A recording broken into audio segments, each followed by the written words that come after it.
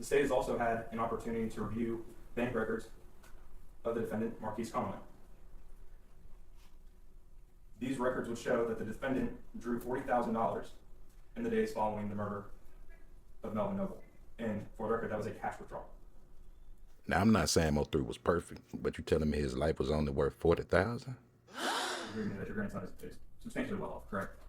He might used to be, but if he could make a $2 million bond, he'd be out. So you telling me that Yella done fell off since the passing of Mo3? And now the granny up here telling the truth, got no money for bond? Man. If you're new, make sure y'all hit that notification bell, that like, share, comment, and subscribe. Grab a seat. We finna dig deep. What's up, YouTube family, and welcome back to the channel. As always, I'm your host, Jay, and man, today we got to dig deep into this Yella Beezy and Mo3 situation. Now, first, I want to start off by saying RIP to the late Mo3, and Yella Beezy is in court asking the courts to reduce their bond from $2 million. Now, ask yourself this: with the state actually coming in with their evidence and the trial getting ready to start, is it all circumstantial, and will Yella actually beat this case? Before we dig deeper into the situation and what took place today, subscribe to the channel if you're not subscribed, hit that like button to help the channel continue to grow, and definitely tap that notification bell so you won't miss a drop whenever we drop. Y'all know the vibes, grab a seat, we finna dig deep. Now, Mo3 was an actual Texas rapper who was up and coming in the game, who was actually taken out early, right there in his own city, own state. Now, here's where it gets interesting. There were several divides and back and forth between several artists right there in the actual city that led up to this incident. But was it actual hate, jealousy, or just an envious baby daddy and a baby mama situation? Either way, it's led us to where we are today. The loss of one artist, Mo3, RIP, and Yella Beezy, right here in court, fighting for his actual freedom and his life. But will the state actually be able to prove their case, that Yella is the alleged person who's responsible for that bag being placed on the head of Mo3? Let's dig. Present and involved in this conversation. The state's witness will also testify to Marquise Conway, the defendant, being present and involved in this conversation. The state's witness will testify to the amount of money that was to be paid for the murder. A state's witness will testify to the individuals responsible for the payment. That state's witness will also testify that Marquise Conway was one of the individuals responsible for a portion of that payment. A state's witness will also testify to the individual who would receive this payment. The state's witness will testify that Kewan White was, in fact, the individual to receive this payment, who was originally indicted in State's Exhibit Number 1, the probable cause, which is before this court. The state's witness would also testify that Kewan White, or to who shot and killed Melvin Noble. This witness would also testify to Kewan White being the individual who shot and killed Mr. Noble on November 11th of 2020. Again, this conversation took place in the days following Mr. Noble's murder. The state has also had an opportunity to review bank records of the defendant, Marquise Conway. These records would show that the defendant drew $40,000 in the days following the murder of Melvin Noble. And for the record, that was a cash withdrawal. These records would correspond to the exact amount which the state's witness would testify to. In reviewing these records, the state also became aware and believed that they would show that the defendant had anywhere between $800 and $900, but more specifically $870,000 between a checking account and a savings account with one particular bank. 370 of which was in a checking account, a little over 500,000 which was in a savings account. The state at this time would like to publish to the court what's been marked as State's Exhibit Number 3, which is the video of the offense. Thank you. Before that's published, just address something with the prosecutor and their proffer. Sure. So it's clear from the record that as he recited, the state's witness, his proffer is, that's just one witness. There aren't multiple witnesses. And that I don't recall that the specific in the proffer was when the date that this witness reported to him this conversation. I do not have the specific date written down, but I know it was in the days following the offense. We do have evidence of when this could have taken place based off of cell phone data of when the defendant was in another state and then we came back to Texas. So we believe we have a time frame. As far as the exact date, I do not have it this time. Now, I wanted to make sure we stopped it right there because that was very important to what the actual state prosecutor just said. He said they have no definitive timeline and they have no physical evidence. Now that's interesting because it makes you wonder, why did it take 4.5, almost 5 years for the state to actually create a case with this? Is it because what they had from the beginning was circumstantial as they have now? Let's dig. Just for context, this is approximately noon on I-35 heading northbound. This video is taken from a Kroger 18-wheeler, and this is heading north I-35 into downtown Dallas on noon on November 11, 2020. So this the actual video where Mo3 actually jumped out. As you see, the videos that was going around was all granted. Let you know those weren't real. Let's dig. So that's Mo3 in the gold car. That's the ops in the black car, aka Keywan White. Pay attention to the car behind the gold car. Now, Your Honor, if I could draw the court's attention, if you look on the, I've stopped this video at 19 seconds. You see a gold sedan in the far left lane and a black sedan in the second lane to the left. The gold sedan will be the vehicle carrying the victim, and the black sedan is the vehicle driven by Keywan White, who is then the shooter, based off of the evidence we have.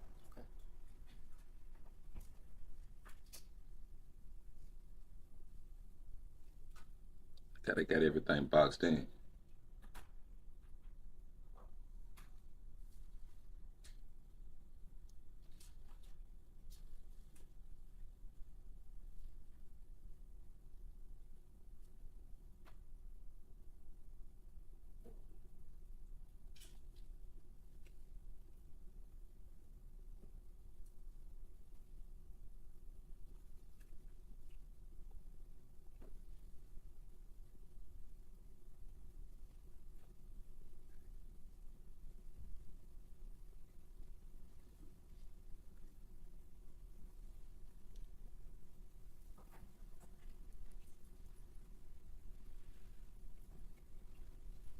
Your Honor, I'm going to stop this at 1 minute and 37 seconds. The victim does not return into the frame.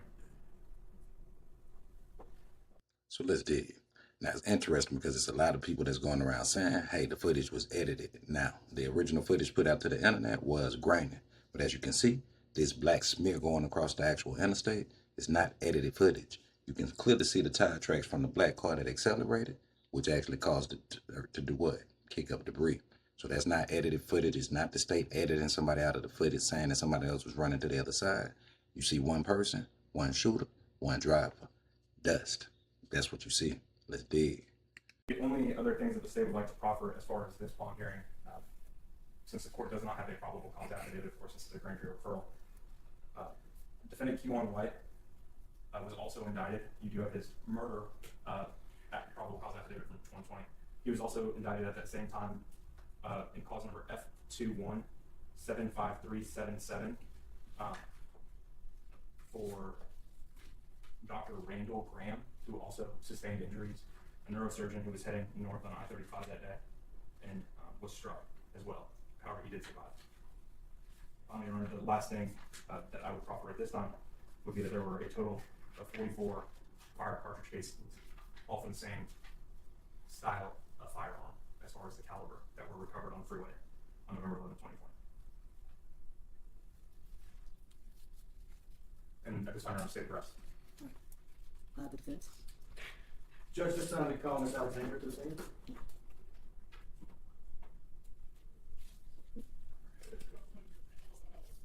And raise your right hand, please. Do you swear or affirm that in all matters before the court you will tell the truth, the whole truth, and nothing but the truth? So help you God. You may be seated. May I proceed, Your Honor? Yes. Ms. Alexander, could you introduce yourself to the court and spell your last name for the court reporter? Yes, my name is Alma Jean Alexander, Alexander. I'm Alexander. I'm Marquis' grandmother. Ms. Alexander, are you currently employed? No, I retired from Dallas County in 2014. Now, when you tell the judge you retired from Dallas County in 2014, what was your occupation? Deputy clerk. And just for the record, a deputy clerk, what does a deputy clerk do? Process paperwork from the attorneys for the judge. Basically handle the paperwork for the courts. And this is a building that you were employed, is that correct? Yes, it is. And back in the clerk's room, where in the old days we had a lot of paperwork, lawyers would take the file, take it back to the clerk. You would handle the file stamps and put all the papers into the file And type up the judgments. type up the judgment. As far as you're aware that he is been arrested for this charge Yes, of payment for hire for a murder, and this happened back in 2020. You're aware you saw the video and you heard the prosecutor talk about Yeah, and Facebook. their version of the facts. Right. How long has he been in jail? Oh, 8 days since last Thursday. The bond set at $2 million. Has he been able to post that bond and get out of jail? He's still sitting here. No, he hasn't. We're asking the court for a $250,000 bond based on, do you believe that Mr. Conway could post a $250,000 bond? I'm pretty sure we can get it together. And are you telling this court that he's not able to post a $2 million bond? No, he's not. That's the witness. Cross-examination. Yeah, Good morning, Ms. Alexander. Good morning. My name is Tommy Adams. If you have any questions with my questions, I don't form them in a good way. Please just ask me to repeat myself and I will do so, okay? Okay. I appreciate you being down here. I'm sure this is not an easy day for you. So, thank you. You worked for the Dallas County within the clerk's office up until 2014, correct? Correct. Now, Ms. Alexander, are you aware that there was a bond schedule that judges could set bonds on different level offenses within this courthouse? Yes. And are you aware that that bond schedule has since been done away with and was subject to a federal lawsuit against all the district judges within Dallas County? No.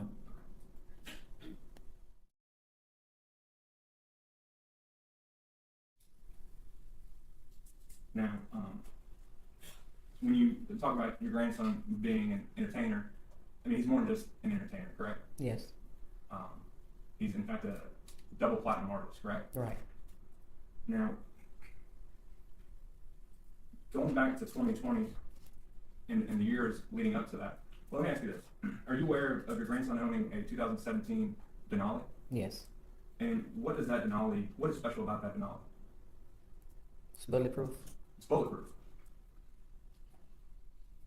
Now, Ms. Alexander, I can't imagine in all your years working here at the clerk's office that you ever felt like you needed a bulletproof vehicle. I don't need one. Now, Ms. Alexander, would you agree with me that in 2020 and the years leading up to 2020, that there was a lot of stuff going on in the city of Dallas surrounding, and to be quite honest, our victim Melvin Noble and your grandson Marquise Conway? I try not to delve into Facebook and hearsay because I know him for myself. So. Well, let me ask it this way: are you aware your grandson was shot in Plano? Yeah, I was there. You weren't at 3 a.m., were you? I was at the hospital. Correct. Okay. But you would agree with me that even if you're not on Facebook, and this stuff was on TMZ, I think your grandson even did an interview on TMZ with those folks on live TV about this. So you're aware that there was a back and forth going on in this city involving your grandson as well as Mr. Noble, the complainant in this capital murder case. You're aware of that at least, right? Yes, I'm well. Okay.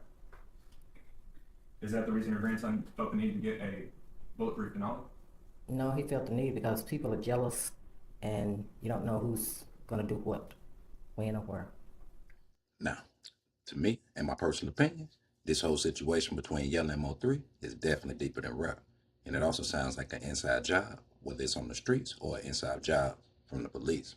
Now, check the position that his grandmother just played. Now, this is when you know things are definitely getting real. You got your grandmother up on the stand, granny had to come to court. This is when you know things are definitely getting serious. It's not all about impressions on what the judge thinks, but it was a strategic play, I must say, from the defense. She has relations with who? Everybody in here. She retired. The position she used to do, she handled the paperwork between the attorneys, the judges, and the courts in the back end.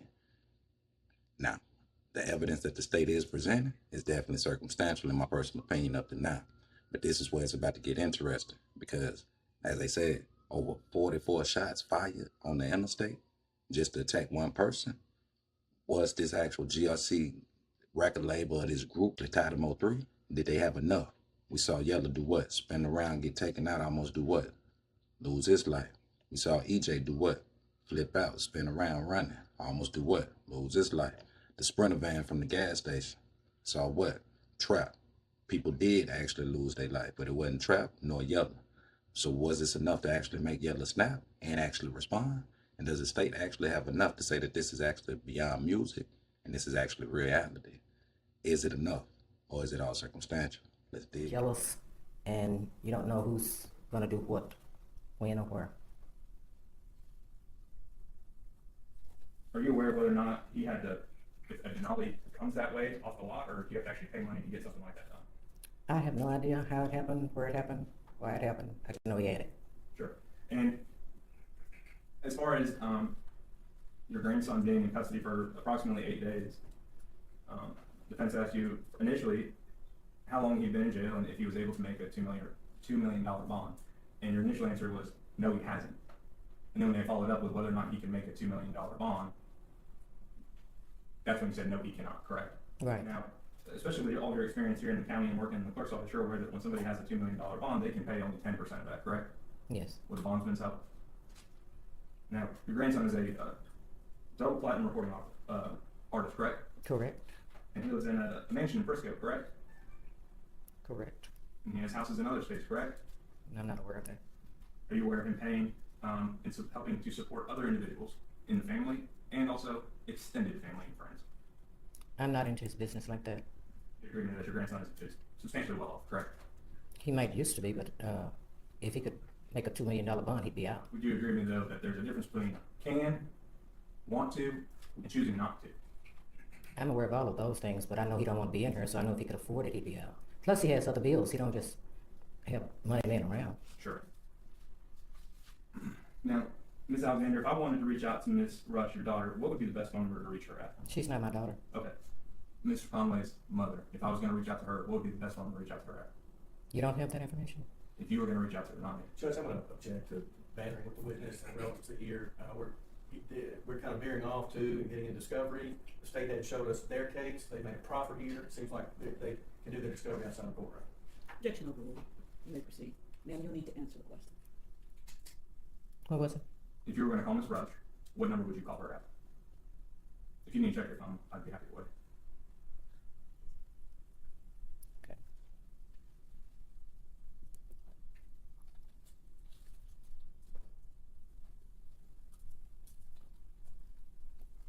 Thank you. Now that is definitely interesting, and here's why. Now, the state just asked what?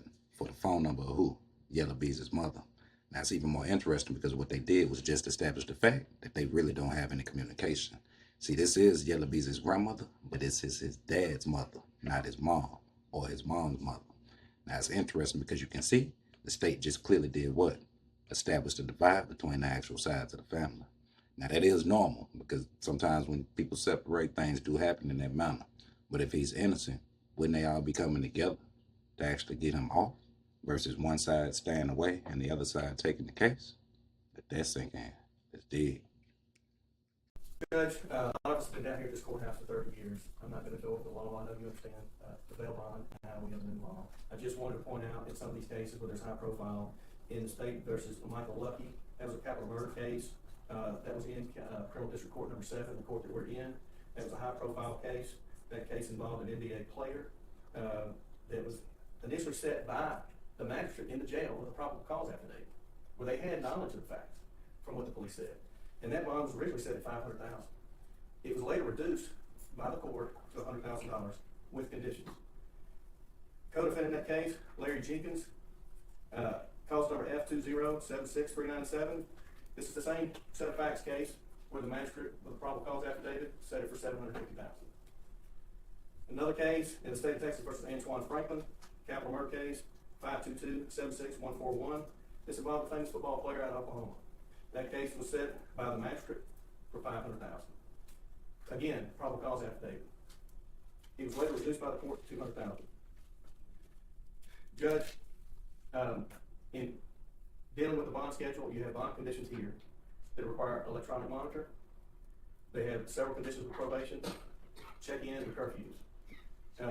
We're proffering to the court here that the court has set bonds down here in Dallas County where the typical murders range between $150,000 and $200,000, and a capital murder can range, in these cases, in between $500,000 and $750,000, where the magistrate set them. The thing in this case that we're proffering, the magistrate had no probable cause affidavit. They had no facts, and in this case, we're asking the bond to be reduced in these facts. We'll argue here, but I just want to proffer those 3 cases. All right, anything else? We're close, and then we'd just like to argue. Okay, state. Your Honor, I would just, if I could, just briefly, I would also like to offer 2 cases since defense has brought up some cases that's come here from Dallas County. The first one I would like to bring up is F2475475. Defendant's name is Chaz Booth out of the 194th Judicial District Court. He's currently sitting in jail on a capital murder charge for $2 million. That defendant is not a celebrity, a basketball player, a football player, a musician, an artist, or anything like that. Okay, what's the bond on that one? $2 million. Oh, $2 million. He is a 20-year-old who is charged with capital murder, Additionally, we have Jordan Owens, who was recently sentenced F2377243, also a capital murder, and his bond was set at $1.5 million, and I believe that was in the 282nd Judicial District Court. And that's as far as cases. I'm not going to keep up with. I'm not going to go back and forth. So that's all we have as far as rebuttal. Your arguments? We'll wait and reserve the right for rebuttal. All right. Judge, I'll begin and then Ms. Cruz will finish up. Your Honor, as you know, under 1715, the court considers certain facts in the bond reduction hearing and determining whether to reduce the bond.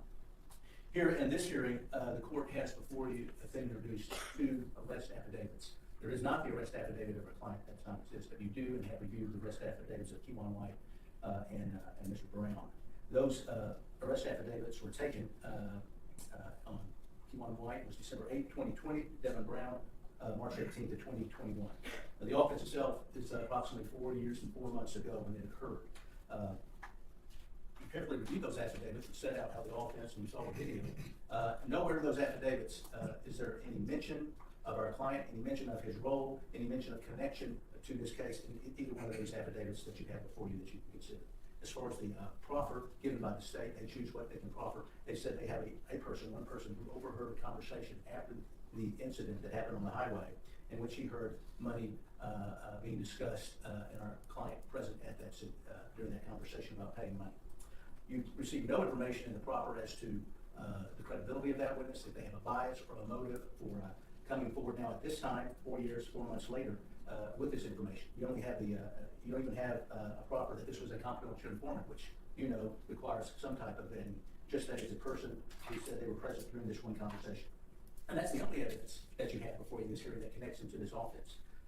The state also proffered a bank record that said there was after the incident in November of 2020, there was a withdrawal of $40,000 cash. No proffer was made as to if that money there was traced anywhere to the other defendants charged in this offense. You've received no information of any text message, any message on social media platform that our client paid for this murder, any type of remuneration, no recording of any sort, just this person who came forward and said he overheard this conversation. As far as the bank records go, the only thing in evidence for the court are records that were back in 2020 when they quoted 2 different accounts which accounted for $800,000. You've heard no evidence as to his current financial bank records and what is in there. You only have before you testimony of the defendant's grandmother who told you he cannot make the bond, has not been able to make the bond, he cannot make the $2 million bonds. I'll let Mr. Beezy finish with the other parts of the argument. Judge, thank you. I'm not going to go back over what Mr. Shook said. What the court has before you is a case that's been investigated for 5 years, and my client, anyway, is a citizen in this community that has no flight issues. He has not left this community. He stays in this community. His family is sitting right back here in the courtroom that showed up for the support in this community. A big factor of this is that he has significant ties to this community.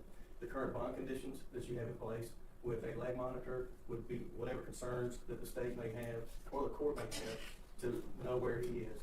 His grandmother has worked down here and understands how to communicate with the court. We have people and the bond restrictions of that. The court is aware of how significant the bond restrictions are in keeping them in writing a bond. Judge, we're coming at this is a significant oppressive and punitive bond under the law in our opinion. We believe that the magistrate, when she set this bond, did not have any evidence in front of her and set it high. We also believe that after 8 days, had he had the money, he would have posted it, and he's sitting here in jail. And that those cases that the state and I have talked about, the court is well aware of a wide range that you have, but given these facts that Mr. Shook went over with no corroboration, we don't know anything about their case, this witness, who they are, the court doesn't. And given the facts presented, we're asking you to reduce this bond to an appropriate amount where he can abide by the conditions and come to court and we can fight this case. Okay, thank you. State. Yeah, sure. Just briefly. In regards to an individual's ability to pay the bond, Ms. Alexander testified specifically that she is not involved in her grandson's business and doesn't keep up with his financial stuff. So she really was not in a position to testify what he can and what he cannot afford. She did testify to the fact that he is a double platinum, I believe as recently as 2 weeks ago, recording artist, that he travels a quarter of the month, that he lives in a mansion in Frisco, that he drives a Denali, a bulletproof Denali. So the only thing that the court has as far as ability to pay or not to do it, or not having an ability to pay this bond, is the bank records which I proffered to the court. as well as his own grandmother saying that he's a successful artist living in a mansion up in Frisco that flies on private jets and travels. The important thing about the Denali is not just the fact of the cost and all that, but it's the fact that when we're talking about safety concerns for the community, one of the factors that the court should take into consideration is if this individual were to get out, is there a viable safety concern? The fact that the defendant has a bulletproof vehicle and drove one at the time and was arrested in it 8 days ago, that should tell you all you need to know. And that's not just based off of pure jealousy. Your Honor's been doing this long enough to know that is based off of something much greater than just pure jealousy. As far as safety circumstances for the community, this is, as defense has stated, a very high-profile case, and this defendant is very well known, not only locally, not only in the state, but nationally and internationally. The fact that this individual has the means and the resources and the reach to get to witnesses is a true concern that the court should also take into consideration, and that this was part of a bigger thing that was going on in 2016, 17, 18, 19, 20, culminating in the death of Melvin Noble. The circumstances surrounding are not only the offense in itself, but the circumstances building up to Mr. Noble's death. And Your Honor, I didn't want to go back and forth with the defense on proffering cases of bonds and $2 million and $3 million bonds, but the truth is, this is a capital murder for remuneration. And the defendant is charged with paying other individuals to take another human life. And he has the financial means and the reach to do it.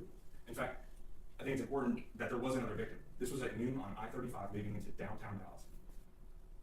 44 fired cartridge casings. Who knows how many others were knocked away by the cars that kept driving by.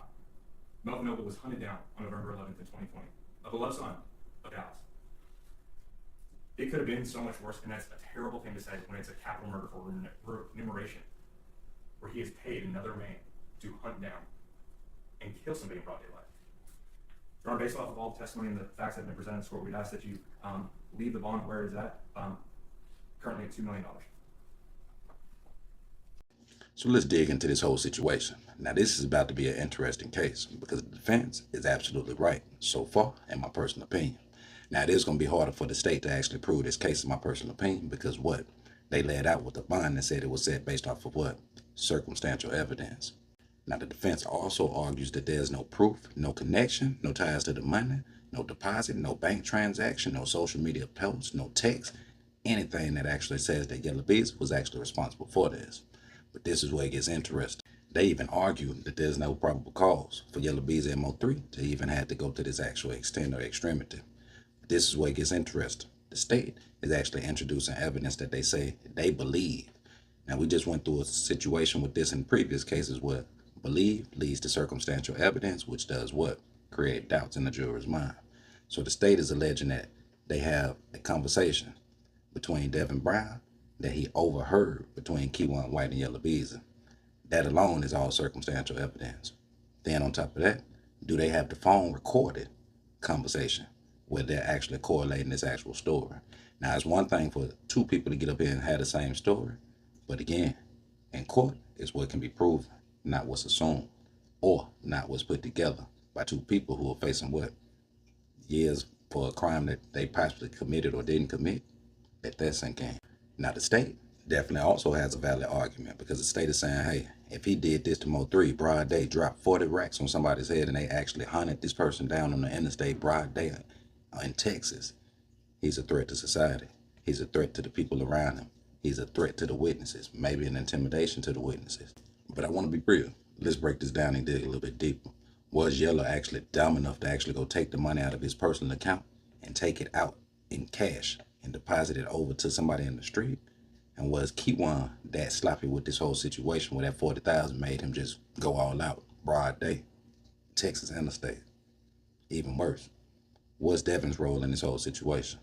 Now, a lot of people are kind of confused on who pulled the actual trigger, but in my personal opinion, they all are responsible if the state can actually prove that one was responsible. Because again, this is one situation that led up to a situation that led up to another situation. And what do? We lost Mo3, broad day, November 11, 2020.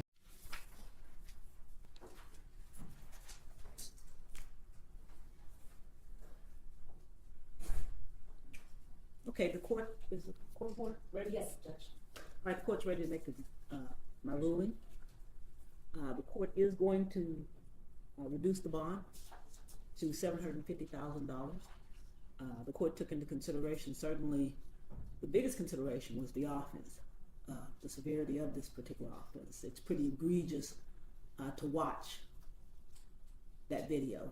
But the court also took into consideration the evidence or lack of evidence that the state presented. That was a factor also. Another concern I had was the financial statement that the defendant was to put on file. He didn't seem to take that very seriously at all. And that causes me a concern about whether or not he's taking seriously the allegations against him. So I am going to set the bond at $750,000 with the bond conditions that were already set. But included on that, I want it to be very clear, Mr. Conway, that you are to have no contact, direct or indirect, no threatening or harassment of any victim, witness, co-defendant. If it's you or anybody on your behalf, there's going to be a problem. Do you understand that? Yes, ma'am. Okay, you all can stand. I'm talking to you now. So that's going to be a concern. And then I want to make sure that you provide the court with correct information regarding your personal contact, because basically this affidavit seemed to be your way of saying, forget y'all. I don't want you to open your mouth. Yeah. Seemed to be your way of saying, forget y'all. So you need to provide correct, accurate information regarding who is your person of contact should there be any type of problem. I hope that you're taking this seriously because your responses in this affidavit kind of indicate that you're not. You understand me? Yes, ma'am. Okay. Is there anything else? No, you're mistaken, Your Honor. Anything else from the defense? No, Your Honor. All right, thank you. Thank you, Judge.